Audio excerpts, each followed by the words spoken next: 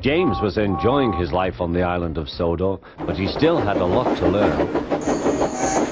You're a special mixed traffic engine, said the Fat Controller. You can pull coaches or trucks quite easily, but you must learn by your mistakes. James knew what the Fat Controller meant.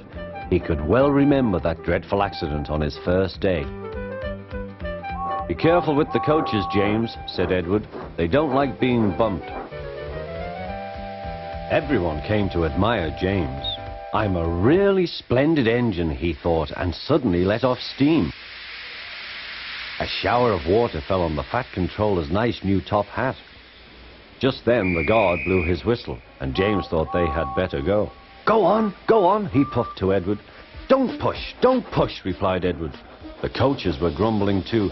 Don't go so fast, don't go so fast. But James didn't listen.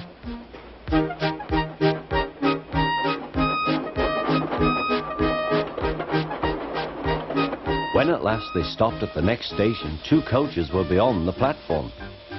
They had to go back to let the passengers out. But no one seemed to know about the Fat Controller's top hat, though James felt happier. Presently they came to the station where Thomas was waiting with his two coaches.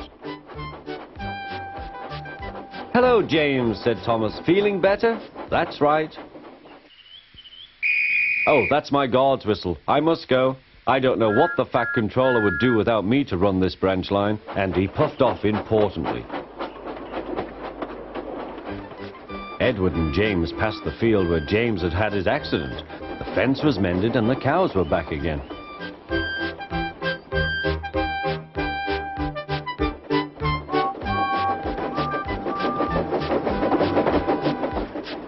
They ended their journey and rested before setting off for home.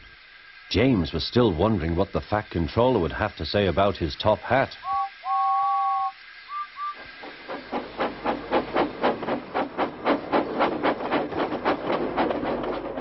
Next morning, the Fat Controller spoke severely to him. If you can't behave, I shall take away your red coat and have you painted blue. James didn't like that at all.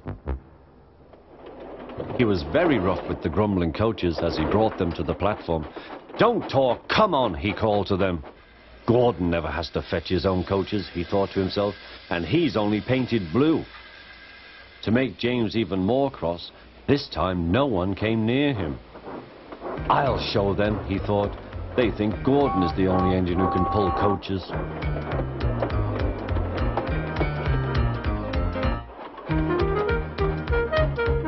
Hurry, hurry, hurry, puffed James.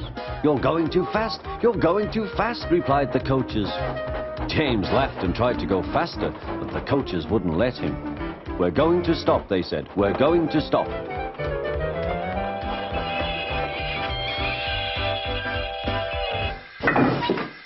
What's the matter? James asked his driver. The brakes are hard on. Leak in the pipe, most likely. You've banged the coaches enough to make a leak in anything. How shall we mend it? Said the guard. We'll do it with newspaper and a leather bootlace, replied the driver. Well, where is the bootlace coming from? Asked the guard. Ask the passengers, said the driver. You have a leather bootlace there, I see, sir, said the guard to a smartly dressed man. Please give it to me. I won't, said the man. Then, said the guard, I'm afraid the train will just stop where it is. The passengers all said what a bad railway it was. Then they told the man how bad he was instead. Everyone was very cross. At last he handed his laces over.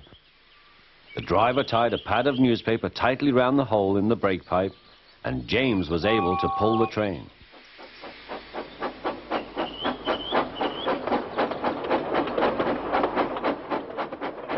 But he was a sadder and wiser James, and took care never to bump coaches again.